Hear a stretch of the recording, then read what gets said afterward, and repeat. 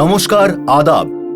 আমি অনুপ সোনি, মুম্বাই মহারাষ্ট্র থেকে crime petrol দস্তাকে আপনাদের সকল দর্শকদের স্বাগত জানাচ্ছি।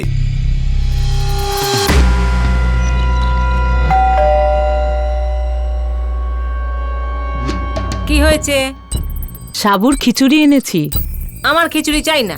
তুই ভালোবাসিস তো, নে গরম গরম আছে, খেয়ে নে। না আমার তোর খিচুড়ির প্রয়োজন আছে, না তোর বন্ধুত্ব। চলে যা এখান থেকে। সেদিনের রাগ এখনো মনে পুষে রেখে দিয়েছিস? রাগ ঝেড়ে ফেল, নে খেয়ে নে। তুই আমার মাথা খারাপ করিস না।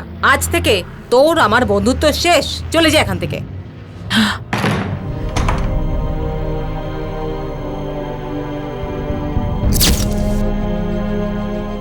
একাকিত্বে ভোগা বয়স্ক মানুষদের কষ্ট শুধু তারাই বোঝেন। ওনাদের কষ্ট সাধারণত সমাজকে নাড়া দেয় না, কারণ আত্মসম্মান আর গরিমা টিকিয়ে রাখার প্রশ্ন জড়িয়ে থাকে, যেমনটা আজকের কেসে হয়েছে। সেপ্টেম্বর 2011, বিক্রোলি, মুম্বাই। এই মাছ নেবেন? মাছ, এই ভোলা, পমফ্রেট, ট্যাংরা, পুঁটি মাছ।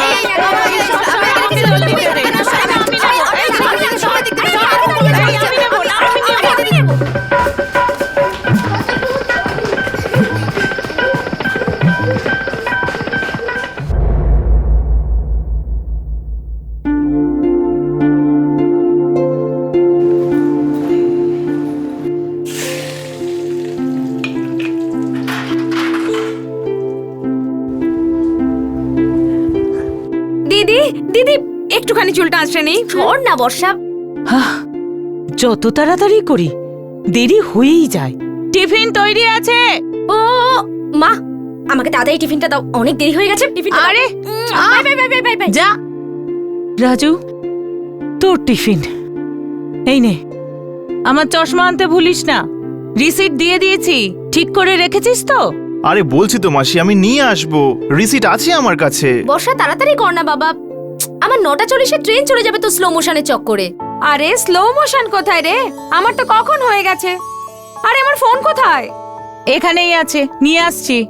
শুধু একটা কথা বুঝি না, 1 ঘন্টা আগে উঠে আধ ঘন্টা আগে তৈরি হয়ে যাও, কিন্তু না, শেষ মিনিট পর্যন্ত তোমাদের দৌড়দৌড়ি চলতে থাকে। চল বেরো।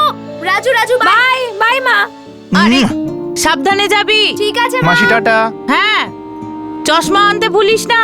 নিয়ে আসবো। আনবো আনবো তো বলছে। আচ্ছা বেশি, ওষুধটা সময় মতো খেও, ঠিক আছে? আসছি গো। চলো চলো রাখ। বাই বাবা। সবার কি তাড়া না? হ্যাঁ, যার সব থেকে তাড়া থাকে না, সেই আসলে সব থেকে বেশি দেরি করে। কিন্তু আমার টিফিন একদিনও দেরি হয় না, আর এই বাচ্চারা 1 ঘন্টা নেয় তৈরি হতে। বলো না। মাছ কি পিসি, মাছ নেবে নাকি? কি আছে? ভোলা একদম তাজা আছে। ভোলা জ্যান্ত হলে দামটাও বেশি হবে, আমার চাই না। আরে কি পিসি, না প্রথমবার তুমি আমার কাছ থেকে মাছ নিচ্ছ, আর না আমি তোমাকে প্রথমবার মাছ বিক্রি করছি। ঠিকঠাক ওজন করবে, কম টম দিও না যেন। হ্যাঁ এই দেখো পিসি, 500 গ্রামের বেশি হয়েছে, কিন্তু আমি তোমার কাছ থেকে 500টি দাম উদ্ধার নিচ্ছি। করেছিস, দাম বল। বেশি নয়, ওই 65 টাকা। 50-এর ওপরে 1 টাকাও দেব না। আরে বৌনির টাইম পিসি। সেই জন্যই তো বলছি, আমাদের সময়ে 8 টাকা কিলো ছিল। তোমাদের সময় ঠিক আছে, 50 টাকাই দাও। এই নে 50 টাকা। ঠিক আছে। শান্তি, এটা তোর জন্য নে। আরে না না মাধুরী, আমি মাছ খাওয়া ছেড়ে দিয়েছি। মিথ্যে বলা কবে ছাড়বি? আরে সত্যি, আজকাল ইচ্ছে করে না। আরে ছাড় তো এসব ইচ্ছে টিচ্ছে, নিয়ে নে। ভাইপোর জন্যে মাছের ঝাল বানা, খুব ভালো লাগবে, নে।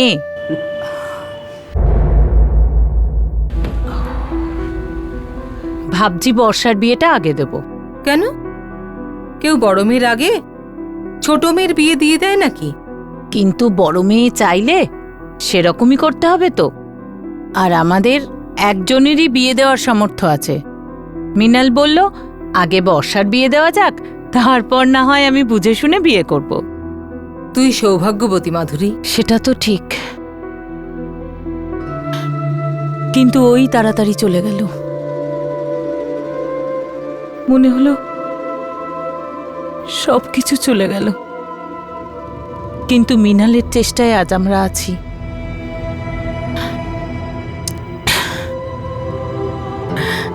তুই সবকিছুই জানিস। তুইও তো আমার ব্যাপারে সব জানিস। দেখ শান্তি, ভগবান তোকে সন্তান দেয়নি, কিন্তু সন্তানের থেকেও আপন ভাইপো দিয়েছে, বৌমা দিয়েছে, যারা তোকে এত ভালোভাবে রেখেছে।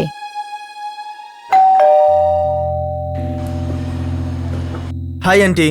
আন্টি, একটু চায়ের পাতা পাওয়া যাবে? ওই বাড়িতে এসে দেখলাম শেষ হয়ে গেছে। হ্যাঁ শিরিষ, এক্ষুনি দিচ্ছি।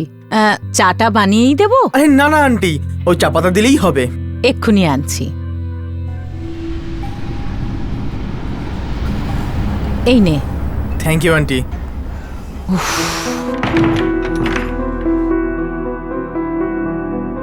আড়াইটা বাজলো, চলো টিভি দেখি। না, আমি চলি, গিয়ে একটু ঘুমোবো। মিনা দিদি, তুমি কি আজ স্লো মোশনে আছো? তোমার ছুটি আছে, আমার না। তুই নিজের চুলটাকে কাকের বাসা বানিয়ে রেখেছিস, তেল দিস না কেন? বাই মা। বাই। আচ্ছা বেশি, চলি, সন্ধ্যাবেলা আসবো, নিজের খেয়াল রেখো। হ্যাঁ,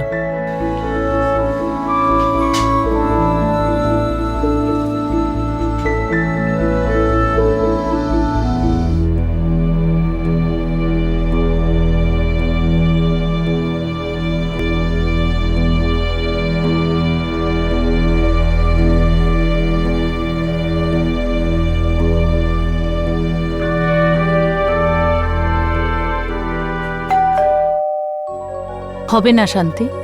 মাধুরী, খুব দরকার, মাত্র 50 টাকা চাই। 50 কি, 5 টাকাও আমার কাছে নেই। পরশু মিনালের জন্য কানের দুল গড়িয়েছি, তাতেই সব বেরিয়ে গেছে। মাত্র 50? মাত্র 50, 100, 200 এমন কতবার হয়েছে। আমি তোর থেকে টাকা চাইও নি, আর তুই কখনো দেবার চেষ্টা করিসনি। সব হিসাব রেখেছি আমি মাধুরী, আমি সবকিছু ফিরিয়ে দেব, সত্যি। শুধু আজ শেষবার সাহায্য কর। তোকে 50 কেন, 1 টাকাও দিতে পারবো না। তোর ডাল, চাল, আটা, চিনি যা চাই বল, আমি দিয়ে দেব। বল কি চাই? কিচ্ছু চাই না আমার। আজকের পর আমি তোর থেকে কিচ্ছু চাইবো না, আর তোর বাড়িতেও আসবো না।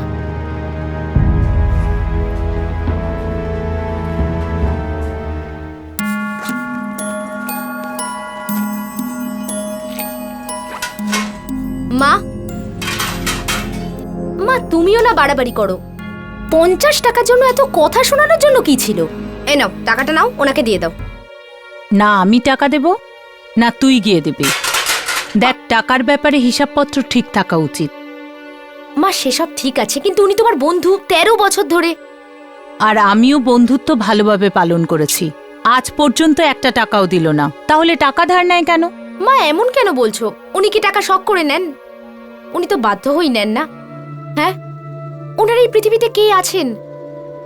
না স্বামী আছে, না সন্তান আছে।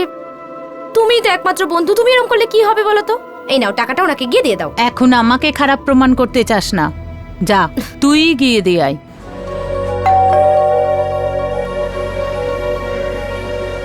শান্তা কাকিমা, এই 50 টাকা মা দিয়েছে। চাই না মা, ওকে দিয়ে দাও। মায়ের কাছে সত্যিই টাকা ছিল না, এখন আমি দিলাম, তাই বললো তোমায় দিয়ে দিতে। খুব দয়া করেছে ও, কিন্তু ওকে গিয়ে বলে দাও শান্তি ভিখারি নয়। কাকিমা তুমি। মা, তোমার আর শান্তি কাকির ঝগড়া মিটেছে? আমাকে কেন জিজ্ঞেস করছিস? ওকে গিয়ে জিজ্ঞেস কর। হ্যাঁ মা, এবার শেষ করো। কি তুমি চুইংগামের মতো টেনেই চলেছো? আজকালকার সিরিয়ালের গল্পগুলো এর থেকে ফাস্ট যায়। দিদি, এটা সিরিয়াল না, এটা তো শাহরুখ আর সলমানের ঝগড়া চলছে, ঝগড়া। চুপ করো তোমরা দুজনে। হ্যাঁ, আমি ওর সাথে মিটিয়ে নেওয়ার কত চেষ্টা করেছি, কিন্তু ওর বেশি তেল হয়েছে, মুখ বেঁকিয়ে চলে যায় খালি। তুমি গেছিলে? কাল ওর জন্য ভালো করে মাছ রান্না করে নিয়ে গেছিলাম, দরজাও খুললো না। এবার তো এটা ইন্ডিয়া আর পাকিস্তানের ম্যাচ হয়ে গেল। কিন্তু ওয়ানডে নয়, পুরো টেস্ট ম্যাচ 5 দিন ধরে চলবে। আর 5 দিন পরে ঘরের মধ্যে ডিঙ্কা চিকা করবে দুজনেই। দুপুরে বসে চাট বানাবে আর সিরিয়াল দেখবে, দেখে নিস। মুম্বাইয়ের বিক্রোলি এলাকার একটা মিডল ক্লাস আবাসন। এখানকার সমস্ত ফ্যামিলি একটা বড় পরিবারের মতো মিলেমিশে থাকে। একে অপরের খুব ঘনিষ্ঠ হবার ফলে এরা সবাই সুখে দুঃখে একসাথে থাকত। কিন্তু সেপ্টেম্বর 2011-তে এমন একটা দিন এলো যেই দিনটি এই কলোনির আত্মায় আতঙ্কের ছুরি বসিয়ে দিল।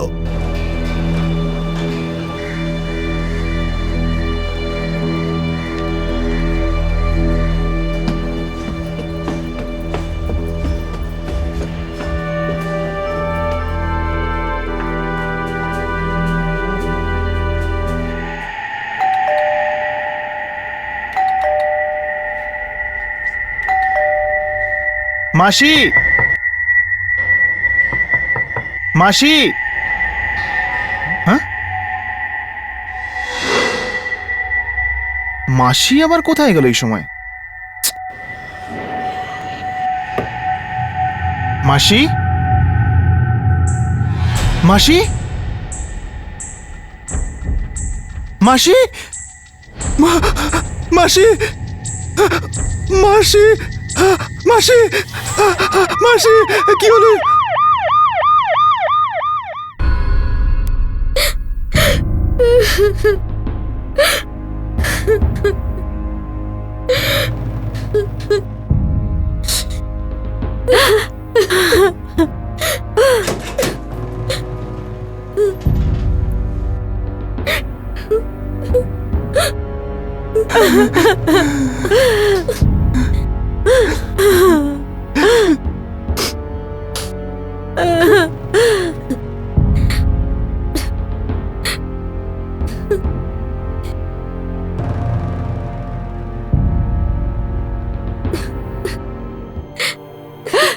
বাড়িতে আমরা 3 জন থাকি ইন্সপেক্টর। আমি, বর্ষা, রাজু। আমরা সকাল সকাল অফিস বেরিয়ে যাই। কটার সময়? 9টা 9:30 নাগাদ। সবার আগে আমি বাড়ি ফিরি স্যার। ডকইয়ার্ডে আমার শিফট 3টের সময় শেষ হয়। সবার আগে তুমি দেখেছো? হ্যাঁ স্যার, রোজকার মতো যখন ডিউটি থেকে বাড়ি ফিরলাম তখন মাসি দরজা খুললো না। আমার একটু অবাক লেগেছিল, আর তারপর যখন আমি নিজে ভেতরে ঢুকলাম আমি এই হাল দেখলাম। রাজেশ, শান্তি পিসির কিছু একটা হয়েছে, এক্ষুনি চলো, তাড়াতাড়ি চলো। পিসি, পিসি, পিসি, পিসি কি হয়েছে? পিসি, পিসি কি হয়েছে? পিসি তুমি ঠিক আছো তো? পিসি, পিসি তাড়াতাড়ি অ্যাম্বুলেন্স ডাকো, তাড়াতাড়ি যাও, তাড়াতাড়ি যাও, তাড়াতাড়ি যাও। পিসি, পিসি, পিসি সব ঠিক হয়ে যাবে পিসি। স্যার, লকার খোলা হয়নি। আর মাধুরী দেবীর গা থেকে গয়নাও খোলা হয়নি। কিন্তু কভার থেকে কিছু টাকার গয়না খোয়া গেছে। আর কিছু? আগে মায়ের মোবাইলটাও দেখছি না। ক্যাশ আর জুয়েলারি নিয়ে মোট কত টাকা হবে? এই 70-80 হাজার মতো। Side side side side side. পিসি, পিসি, পিসি, পিসি, পিসি সব ঠিক হয়ে যাবে পিসি। সাইড সাইড সাইড, পিসি সব ঠিক হয়ে যাবে পিসি। Side side. পিসি, কি হয়েছে এনার? মাধুরী কাকির খবরটা সহ্য করতে পারেনি, খুব গভীর আঘাত লেগেছে। শান্তি আন্টি আমার মায়ের সব থেকে ভালো বন্ধু ছিল। এই ফ্লোরে আর কে কে থাকে? এখানে মোট 4টে ঘর আছে ইন্সপেক্টর সাহেব। আমরা আর শান্তি আন্টির ওদিকে থাকি। এই ফ্ল্যাটটা সবসময় বন্ধ থাকে, আর এটাতে শিরিষ, কে শিরিষ? ও ভাড়া থাকে। আমি শিরিষ, MBA ফাইনাল ইয়ারের স্টুডেন্ট স্যার। শিরিষ, দুপুরে কোথায় ছিলে? আমার ঘরেই ছিলাম স্যার। কলেজে যাওনি? স্টাডি লিভ আছে স্যার। কিছু দেখেছো, কিছু শুনেছো? না স্যার, যদি সেরকম হতো আমি নিশ্চয়ই মাধুরী আন্টির হেল্প করতাম স্যার। তুমি সকাল থেকে বাড়িতেই ছিলে তো? না স্যার, 2টো নাগাদ আমি মাধুরী আন্টির ঘরে এসেছিলাম স্যার।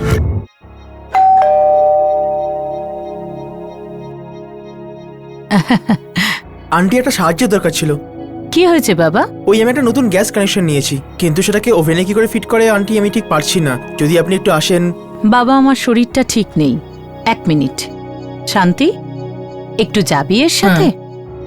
চলো শিরিষ, এসো। শান্তি আন্টি আমার ঘরে গিয়ে সিলিন্ডারটা ওভেনে ফিট করে দিলেন, তারপর উনি চলে গিয়েছিলেন। তার মানে ঘটনাটা 2টো থেকে 2:15-র মধ্যে হয়েছে। স্যার, শান্তি আন্টি আর আমার মা দুপুরে একসাথে সিরিয়াল দেখতো। কিন্তু কি মৃষ্মিনাল? কিন্তু গত 1 সপ্তাহ ধরে মার ওনার মধ্যে ঝগড়া চলছিল। ওরা একে অন্যের সাথে কথাও বলতো না। হঠাৎ করে কি করে বন্ধুত্ব হলো সেটাই বুঝতে পারছি না। Thank you. শান্তি দেবীর জ্ঞান ফিরে এলে সব জানা যাবে। Excessive bleeding, brain haemorrhage. মৃত্যুর টাইমিং? দুপুর 2:30 থেকে 4টের ভেতর। মনে হচ্ছে এটা দিয়ে মার্ডার করা হয়েছে। ফরেন্সিক এতে কোনো আঙুলের ছাপ পায়নি? রক্ত বেশি ছড়িয়ে পড়েছিল, আর সেই কারণেই হয়তো আঙুলের ছাপ মুছে গেছে। বা এরকমটাও হতে পারে যে আঙুলের ছাপ পড়েইনি, খুনি গ্লাভস পরেছিল। হতে পারে। মুম্বাই পুলিশ বয়স্ক নাগরিকদের খুন হয়ে যাওয়া নিয়ে খুবই প্রেসারে ছিল। এই খুনগুলি মুম্বাই শহরের প্রায় সমস্ত এলাকা আর সমাজের সব স্তর থেকে রিপোর্ট করা হচ্ছিল। আর তার মধ্যেই মাধুরী চিতলের নৃশংস খুন হয়ে গেল। আরও একজন সিনিয়র সিটিজেনকে দিনে দুপুরে খুন করা হলো। এই খুনের পিছনেও কারণ কি শুধু চুরি আর ডাকাতি ছিল, নাকি অন্য কিছু? মিডল ক্লাস আবাসন স্যার, তাও পুরনো, বিশেষ কোনো সিকিউরিটি নেই। কোনো ফেরিওয়ালা? স্যার আসা যাওয়া করে, কিন্তু বিশেষ কোনো ফিক্সড টাইম নেই। আর ওই প্রতিবেশী মিসেস শান্তি দেবী, ওনার জ্ঞান ফিরেছে? স্যার এখনো আসেন। ডাক্তারকে জিজ্ঞাসা করো কখন জ্ঞান ফিরবে। Yes sir. এই কেসটা খুব অদ্ভুত। 80,000 টাকার গয়না, ক্যাশ, মোবাইল উধাও হয়েছে, কিন্তু মিসেস মাধুরী দেবীর গায়ের একটাও গয়না নেয়নি। স্যার লকারটা টাচও করেনি। আমার মনে হচ্ছে না এটা কোনো পেশাদার গ্যাংয়ের কাজ। তুমি হয়তো ঠিক বলছো, এটা পরিচিত কারো কাজ।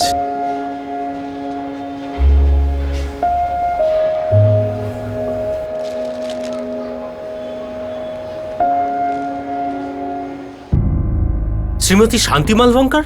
হ্যাঁ। উনি তো ডিসচার্জ হয়ে গেছেন। কি প্রবলেম হয়েছিল? ওনার ব্লাড সুগার একদম পড়ে গিয়েছিল। অ্যাকচুয়ালি উনি ডায়াবেটিসের পেশেন্ট ছিলেন। আর কোনো প্রবলেম ছিল? মেন্টালি কেমন ছিলেন? একদম ঠিক ছিলেন।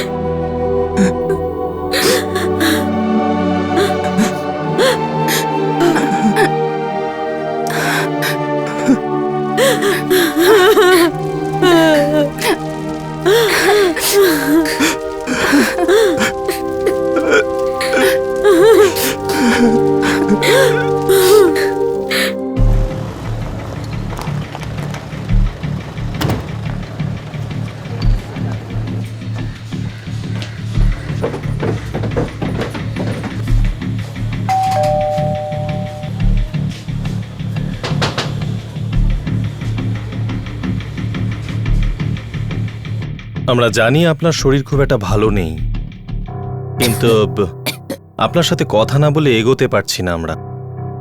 বলুন। কাল আপনার প্রতিবেশী শিরিষের ঘরে গেছিলেন? গেছিলাম। কটার সময়? 2টোর সময়। কেন গেছিলেন? ও একটা গ্যাসের সিলিন্ডার লাগাতে পারছিল না। তার আগে আপনি কোথায় ছিলেন? মাধুরীর সাথে। 2-4 দিন ধরে তোর সাথে কথা বলিনি, শরীর খারাপ হয়ে গেছে। এখন তো বন্ধুত্ব হয়ে গেছে, আমি নিজে তোর কাছে চলে এলাম। সত্যি এখনো তোর রাগ যায়নি? না, এখন রাগ নেই। সত্যি বলতে আমারও খুব কষ্ট হচ্ছিল। একটা কথা বলবো শান্তি? যেমন করেই হোক কিছু টাকা জমিয়ে রাখিস।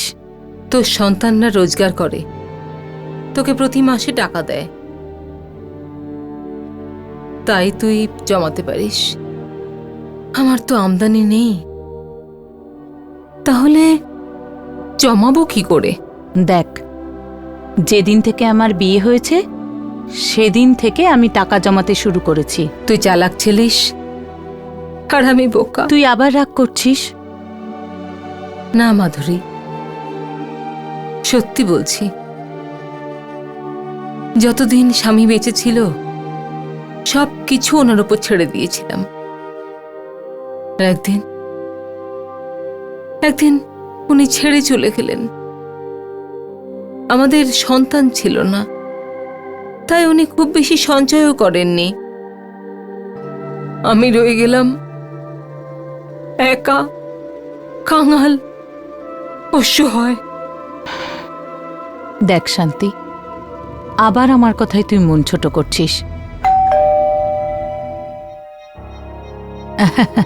আন্টি, আপনার একটু সাহায্য দরকার ছিল আমার। কি হয়েছে বাবা? ওই আমি একটা নতুন গ্যাস কানেকশন নিয়েছি, কিন্তু সেটাকে ওভেনে কি করে ফিট করে আন্টি আমি ঠিক পারছি না। যদি আপনি একটু আসেন। মাধুরীর শরীর ভালো ছিল না, তাই শিরিষের ঘরে গ্যাসের সিলিন্ডার লাগাতে আমি গিয়েছিলাম। তারপর? শিরিষের ওখান থেকে বেরিয়ে আমি নিজের ঘরে চলে এলাম। মানে ওখান থেকে আপনি আর মাধুরী দেবীর ঘরে যাননি? না, কিন্তু আপনার আর মাধুরী দেবীর কথা তো অসম্পূর্ণ ছিল। কথা তো রোজই অসম্পূর্ণ থাকতো। পরের দিন বলে নিতাম, কিন্তু এখন আর সেটা হবে না। যখন আপনি ঘরে ফিরছিলেন তখন আপনি কাউকে যেতে আসতে দেখেছেন?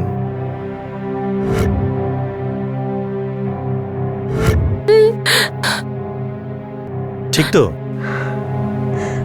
নিশ্চিত। পমফ্রেট, ভোলা, রুই, কাতলা মাছ। সম্ভবত মাছওয়ালার ডাক শুনেছিলাম আমি। সাহেব, আমার সাথে এই খুনের কোনো যোগাযোগ নেই। মাধুরী দেবীর সাথে তো তোর সম্পর্ক আছে। সাহেব, আমি সত্যি বলছি, আমি কিচ্ছু করিনি। মাছ বেচেছিলি মাধুরী দেবীকে দুপুর 2টো থেকে 4:30-র মধ্যে? সাহেব, আমাদের ধান্দা সকালের ধান্দা। দুপুরে সবাই মাছ খেয়ে শুয়ে পড়ে সাহেব, কেউ মাছ কিনতে চায় না সাহেব। ঠিক আছে, প্রয়োজন হলে আবার ডাকবো। ঠিক আছে সাহেব।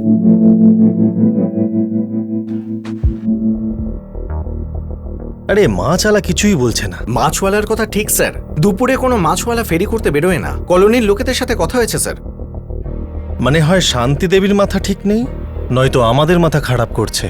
13 বছরের ঘনিষ্ঠ বন্ধুত্ব ছিল দুজন মহিলার মধ্যে, তাও শান্তি দেবী অন্ত্যেষ্টিক্রিয়ায় যাননি স্যার।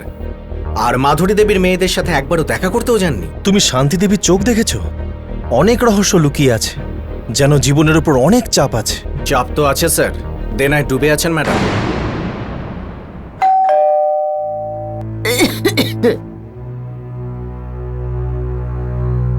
আবার কি চাই? সত্যিটা। তুমি ভাবছো আমি মিথ্যে বলছি? কেন গরিব মানুষটাকে বিরক্ত করছো? 3 বছর আগে আপনি একজন শেঠের কাছ থেকে 1.5 লাখ টাকা ধার করেছিলেন, আর তার সুদও দিতে পারেননি আপনি। সে আমার নিজস্ব ব্যাপার। মাধুরী দেবীও আপনার নিজের লোক ছিলেন।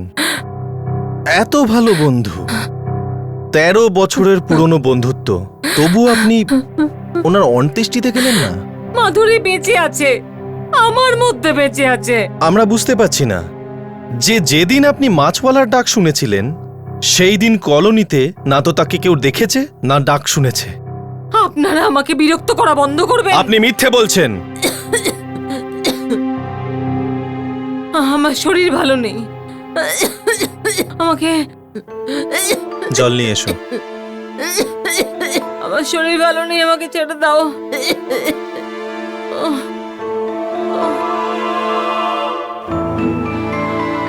আমি তোমাদের সঙ্গে কথা বলতে চাই না, আমি ঘুমোবো। তোমরা যাও।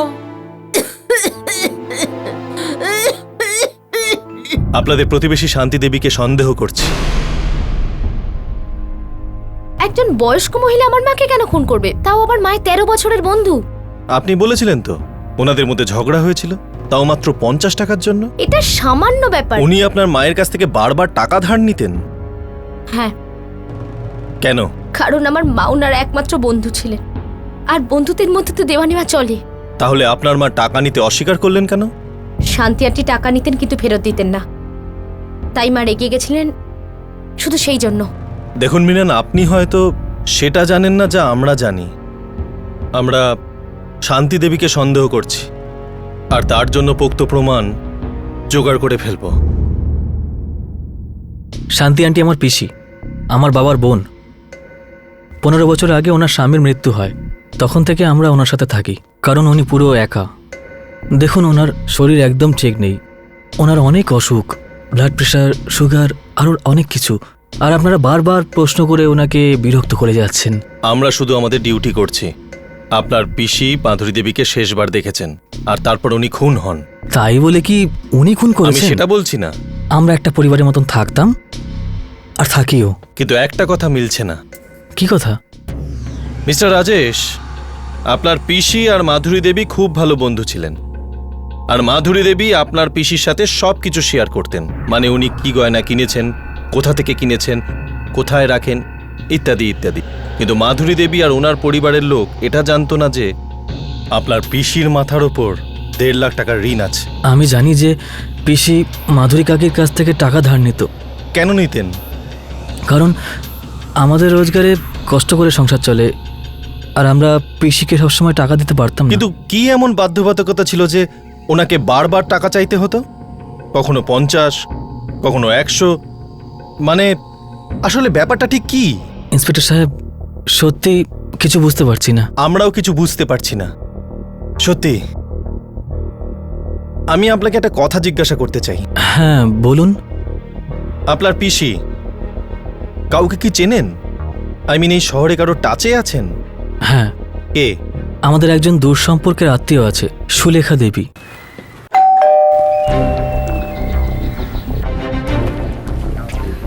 সুলেখা কামদার? হ্যাঁ বলুন, কি দরকার?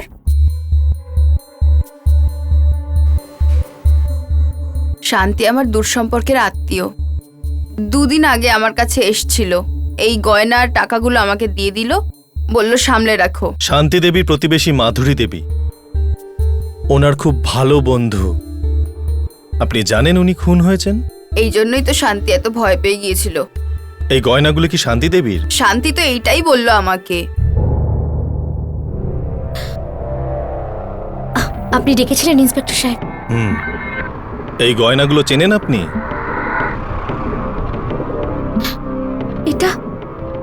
এগুলো তো আমার মায়ের গয়না, যেটা মায়ের ঘর থেকে চুরি হয়েছিল। আপনি কোথায় পেলেন? তোমরা একটা ভুল করছো। আরে আরে কোথায় নিয়ে যাচ্ছ আমাকে? আরে ছাড়ো আমাকে, আমি কিছু করিনি। রাজেশ, নয় না, তোমরা বোঝাও ওদের। ছাড়ো। মৃণাল, মৃণাল, মৃণাল, তুমি এদের বোঝাও। দেখো, আমি মাধুরীকে মারিনি। আরে মাধুরী আমার বন্ধু ছিল, আমি কি করে ওকে খুন করব? আমি অসুস্থ, এদেরকে বোঝাও। ছাড়ো আমাকে, ছাড়ো, ছাড়ো আমাকে। শান্তি দেবী, সুলেখা কামদারের বাড়ি থেকে আমরা সমস্ত গয়না আর টাকা উদ্ধার করেছি। আমরা এটাও জানি যে মাধুরী দেবীর মার্ডার কেন হয়েছিল আর কি করে হয়েছিল, কিন্তু আমরা আপনার মুখ থেকে শুনতে চাই। তোকে 50 কেন, 1 টাকাও দিতে পারবো না। তোর ডাল, চাল, আটা, চিনি যা চাই বল, আমি দিয়ে দেব। বল কি চাই? কিচ্ছু চাই না আমার। আজকের পর আমি তোর কাছ থেকে কিছু চাইবো না, তোর বাড়িতেও আসবো না।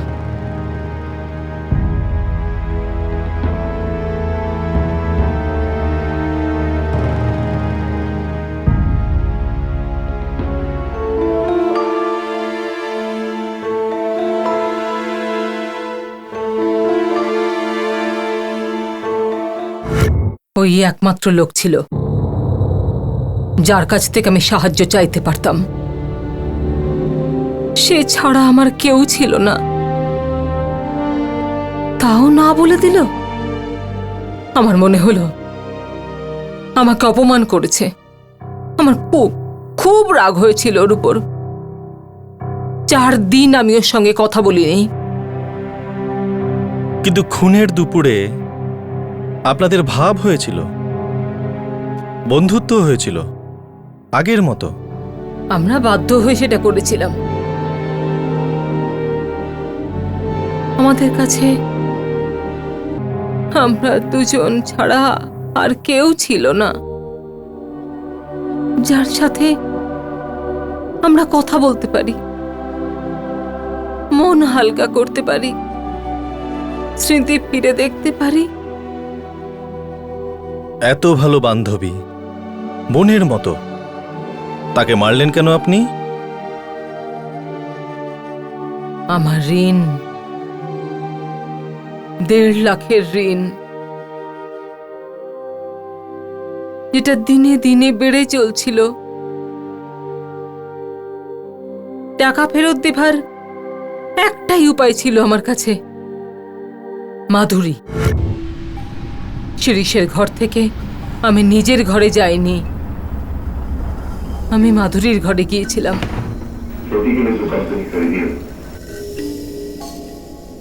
শান্তি, আমার খুব ঘুম পাচ্ছে, আমরা কাল কথা বলবো। ঠিক আছে, তুই ঘুমা, নিজের খেয়াল রাখিস। আমি চলি।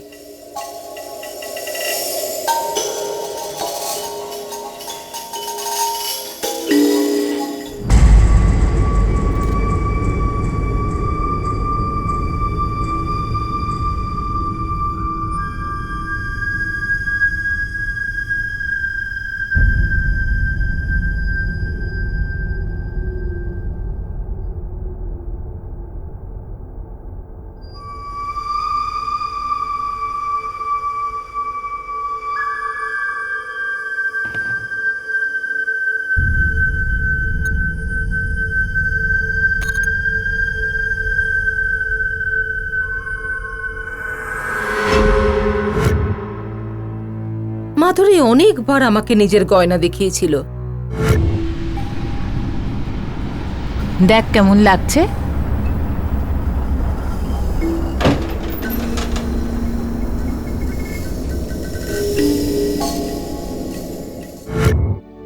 আমি সব সময় ভাবতাম, যা ওর কাছে আছে তা আমার কাছে নেই কেন? সন্তান অসম্ভব ছিল, কিন্তু সম্পদ তো জোগাড় করতেই পারতাম।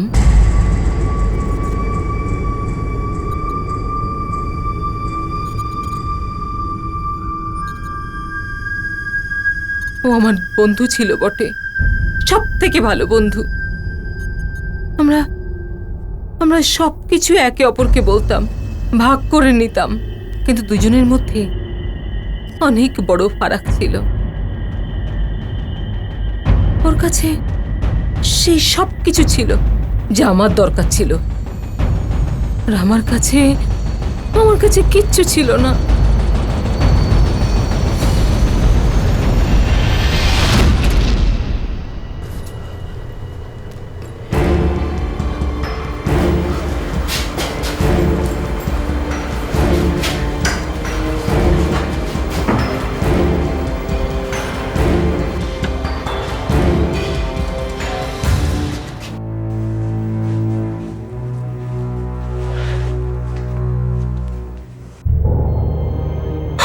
আমার তো এখনো বিশ্বাস হচ্ছে না যে শান্তি আন্টি এটা করতে পারেন। ওনার মনে এত বিষ ছিল, কখনো জানতেই পারিনি শান্তি আন্টি মাকে এত হিংসা করত। কাঁদিস না। আমরা শান্তি কাকিমাকে নিজের মায়ের মতো ভাবতাম, আর আমরা ভাবতাম যে উনি আমাদের নিজের সন্তানের মতো দেখেন। কিন্তু আমাদের ভালোবাসা এতটা জোরালো ছিল না যে ওনার ভেতরে থাকা কষ্টটা বুঝতে পারি। দেখ বর্ষা, যা হবার হয়ে গেছে রে। না তো আমাদের মা আর ফিরে আসবে, আর শান্তি কাকিমা উনি তো বেঁচে থেকেও মরে গেছেন। শান্তি এখন মুম্বাইয়ের ভাইকিলা জেলের উইমেন সেলে বন্দী রয়েছে। ওর বিরুদ্ধে খুনের চার্জ আছে। আসলে শান্তি নিজের অসহায়তা, নিজের দুর্ভাগ্য, নিজের দুর্ভোগকে খুন করতে চেয়েছিল, আর ও ভেবেছিল মাধুরীর সমস্ত সম্পদ পেলে ও সব সমস্যার সমাধান হয়ে যাবে। এই কেসের আসল অপরাধী হলো গোটা সমাজ, যারা সিনিয়র সিটিজেনদের দীর্ঘশ্বাসের শব্দ শুনতে পায় না। বয়স বাড়লেই মানুষের প্রয়োজন তো কমে যায় না, সব স্বাদও মেটে না। তাহলে বয়স্করা নিজেদের সব ইচ্ছে চেপে রেখে কষ্ট করে কেন বাঁচবে?